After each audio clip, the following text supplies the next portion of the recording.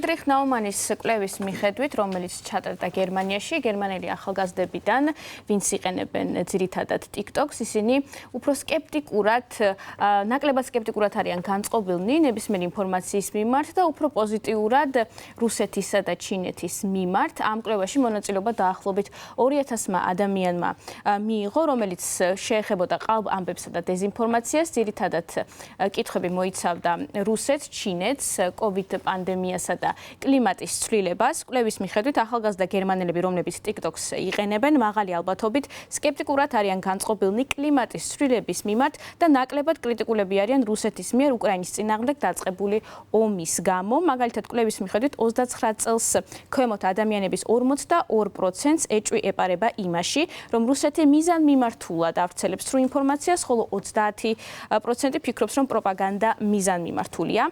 აღსანიშნავია ასევე ისიც, რომ გამოკითხულთა 78% ეთანხმება მოსაზრებას იმასთან დაკავშირებით, რომ რუსეთი აწარმოებს არაკანონიერ აგრესიულ ომს უკრაინის წინააღმდეგ, თუმცა ეს რიცხვი 29 წელს ქვემოთ ახალგაზრდებში 79.7%-მდე ეცემა. ზოგადად TikTok მომხმარებლებისთვის კი ეს რიცხვი 66% არის. TikTok-ის მომხმარებელთა დაახლოებით მესამეც მიაჩნია, რომ რუსეთს სურს მშვიდობა უკრაინაში უფრო მეტად ვიდრე დასავლეთს, ხოლო რაც შეეხება ჩინეთს, გერმანელების 30%-ს მიაჩნია, რომ ჩინეთის ავტორიტარული სისტემა უფრო ეფექტიანია ვიდრე დემოკრატიული, ხოლო TikTok მომხმარებლებს შორის ეს რიცხვი 42% არის. როგორც აღნიშნავენ მკვლევარები, ეს მდგომარეობა და ეს სტატისტიკა არის შემაშფოთებელი, მაშინ, როდესაც გერმანიაში მიმდინარე წლის თებერვალში უკვე უნდა ჩატარდეს არჩევნები და არსებობს იმის საფრთხე, რომ მოხდება ამ არჩევნებში ჩარევა.